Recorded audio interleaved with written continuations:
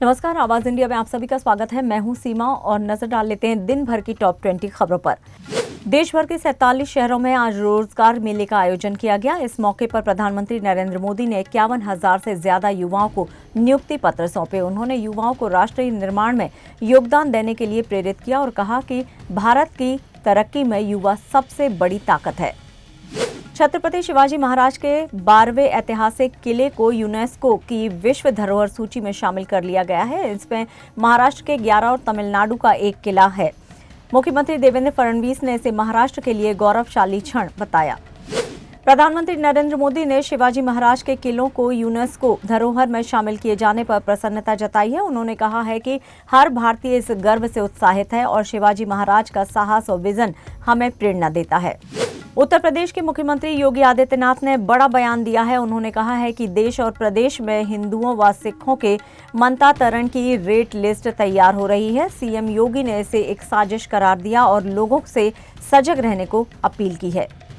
DRDO और भारतीय वायुसेना ने अस्त्र मिसाइल का सफल परीक्षण किया है। ये हवा में मार करने वाली बियॉन्ड विजुअल रेंज मिसाइल है, जिसकी मारक क्षमता 100 किलोमीटर से अधिक है। ये पूरी तरह स्वदेशी तकनीक पर आधारित है।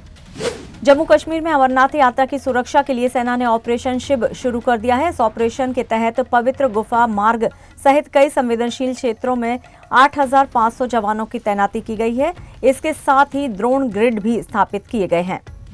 मध्य प्रदेश के इंदौर में ग्रोथ कॉन्क्लेव 2025 के दौरान 30,000 करोड़ के निवेश प्रस्ताव मिले हैं। मुख्यमंत्री मोहन यादव ने कहा है कि इससे राज्य में 15,000 से अधिक लोगों को रोजगार मिलेगा। इसमें देश विदेश के निवेशकों ने रुचि दिखाई है।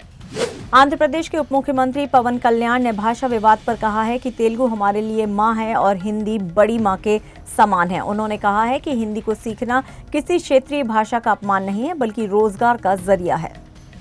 अहमदाबाद एयर इंडिया हादसे पर जांच की शुरुआत रिपोर्ट सामने आ गई है। रिपोर्ट के अनुसार विमान ने 8:08 और 42 सेकंड पर अधिकतम गति प्राप्त की थी और 23 सेकंड बाद मेडे संदेश भेजा गया था। राहत टीमें तुरंत घटनास्थल पर पहुंची। एयर इंडिया ने इस हादसे पर खेद जताया है और कहा है कि वे 5 एजेंसियों के साथ पूरी तरह सहयोग कर रहे हैं। कंपनी ने यह भी कहा है कि जब तक जांच पूरी नहीं हो जाती वे किसी निष्कर्ष पर टिप्पणी नहीं करेंगे। पटना एयरपोर्ट के निदेशक को बम से उड़ाने की धमकी मिलने के बाद हड़कंप मच गया है। पुलिस और सीआईएसएफ की टीमों ने एयरपोर्ट की जांच शुरू कर दी, लेकिन कुछ भी संदिग्ध नहीं मिला। पुलिस ने मेल भेजने वाले अज्ञात शख्स के खिलाफ मामला दर्ज कर लिया है। दिल्ली के कालकाजी इलाके में अज्ञात हमलावरों ने फायरिंग की, जिसमें 2 युवक घायल हो गए। दोनों को सफदरजंग अस्पताल में भर्ती कराया गया है, लेकिन उन्होंने पुलिस को बयान देने से साफ इनकार कर दिया है। जांच जारी है।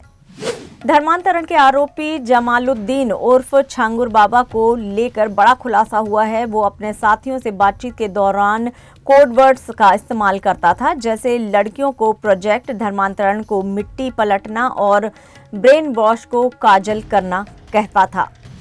टेनिस खिलाड़ी राधिका यादव की हत्या के मामले में अभिनेता इनाम उल हक ने बयान दिया है। उन्होंने कहा है कि राधिका से उनका कोई व्यक्तिगत संपर्क नहीं था और ये दुर्भाग्यपूर्ण है कि मामले को हिंदू मुस्लिम रंग दिया जा रहा है।